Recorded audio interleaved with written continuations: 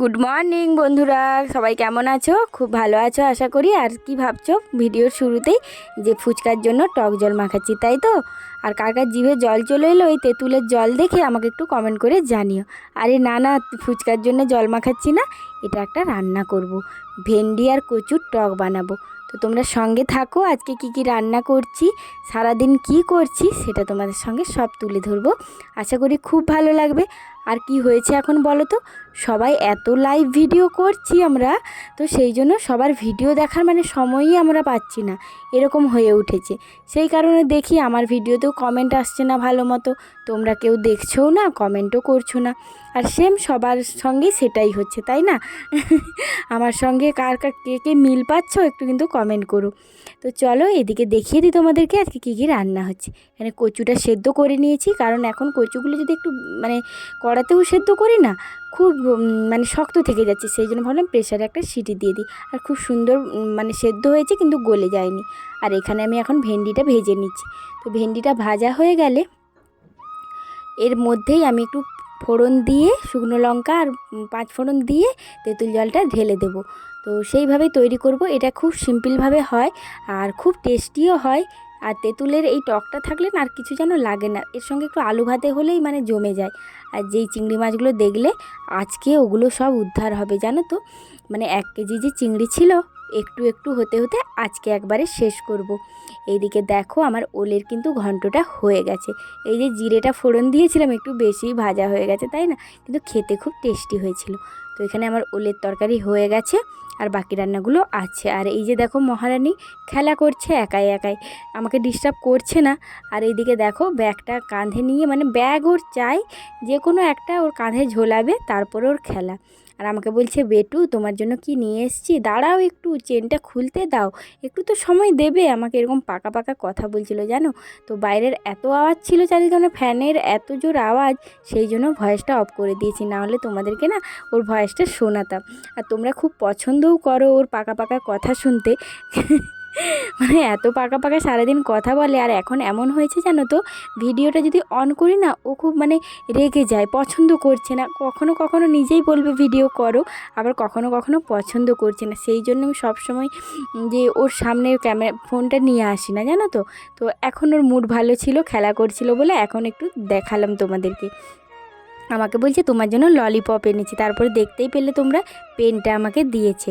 এদিকে দেখো ঐশীর ঠাম্মি ফুল তুলতে গেছিলো, তারপরে যে দুটো পেঁপে আর কাঁচা লঙ্কা নিয়ে এসেছে, মানে বাড়ির গাছের আর কি। দেখতেই পাচ্ছ পেঁপেগুলো, মানে বাড়ির সবজির একটা আনন্দটাই আলাদা, তাই না? বললাম যে পেঁপে নিয়ে আসবে। ঐশী অনেক দিন, মানে প্রায় ধরো 1 সপ্তাহের উপরে ঐশীকে পেঁপে দিই না, কারণ ওর যেহেতু পেটের প্রবলেম হয়েছিল। তো আজকে থেকে আবার দেবো। মানে ওকে তো আমি ছোটো থেকে পেঁপেটা প্রচুর পরিমাণে খাওয়াই, তারপরেও কেন যে লিভারের সমস্যা দেখা দিচ্ছে, মানে কি বলবো আর বলো। এদিকে দেখো আমার তেঁতুলের টকটাও হয়ে গেছে, আর এখানে আমি মাছের ঝালটা বসিয়ে দিয়েছি। আজকে চিংড়িটা মশলা দিয়ে করিনি, রোজ রোজ একই রেসিপি খেতে কারোরই ভালো লাগে না, তাই না? আজকে সর্ষে, পোস্ত আর টমেটো দিয়ে বেশ ঝাল ঝাল করে মাছের ঝাল বানাচ্ছি। আর এখানে দেখো চাউমিনটা সেদ্ধ করে ঠান্ডা হতে দিয়েছি, আর ঠান্ডাও হয়ে গেছে, খুব ঝরঝরে হয়ে আছে। তো এটা আজকে আলু, পেঁয়াজ আর ডিম দিয়ে করব। ক্যাপসিকাম মানে কোনো সবজি আজকে নেই, যেহেতু ফ্রাইড রাইস হয়েছিল সেই জন্য একটা ক্যাপসিকাম ছিল, শেষ হয়ে গেছে। আর মাছের ঝালের কালারটা দেখো একবার, জাস্ট ভয়েস দিতে দিতেও লোভ লাগছে যেন। আর খেতেও খুব টেস্টি হয়েছিল আজকে। আর এখন দেখো আমার চাউমিনটাও বানানো হয়ে গেছে। তো চাউমিন বানানো হয়ে গেছে, আর ঐশীকে একটু দিলাম। ও একটু খেলো, মানে পুরোটা খায়নি, একটু খেয়েছে। বাড়ির সব কাজকর্ম সেরে খাওয়া দাওয়া করে ঐশীকে খাইয়ে, ঐশীর কান্না দেখলে তোমাদের মাথা খারাপ হয়ে যাবে, যেন ওর মা কোথাও বাড়ি ছেড়ে পালিয়ে যাচ্ছে, এত কাঁদছিল। ভাবলাম আসবই না। তো তারপরে এই যে ওকে চুপটুপ করিয়ে আমি এসেছি ঘড়ির দোকানে। ঘড়িটা মেশিনটা চেঞ্জ করে নিয়ে গেছি, তোমরা যারা আমার রোজ ভ্লগ দেখো তারা জানো। কিন্তু কি বলো তো, আবার গোলমাল করছে, স্লো হয়ে যাচ্ছে, তারপর তোমার বন্ধ হয়ে যাচ্ছে, এই সব চলছে। সেই কারণে আবার নিয়ে এসেছি। আর দোকানদার বলছে বেশি পাওয়ারের ব্যাটারি দেওয়া আছে, সেই কারণে এটা গোলমাল করছে জানো তো। তারপরে আমি বললাম না, তুমি আগে ভালো করে দেখো কি প্রবলেম হচ্ছে। তারপর আমাকে বললো আজকে থাক, কালকে নিয়ে যাবে, মানে আমাকে আবার কালকে যেতে হবে ঘড়িটা আনতে। তো উফ, মানে এত রোদ গরম, এই ঐশীকে রেখে বাড়ি থেকে বেরোনো মানে মাথাটা খারাপ হয়ে যায়, সেটা যারা ছোটো বাচ্চার মা বাবা তারা জানো। তো কী করব, আমাকে আবার কালকে আসতে হবে।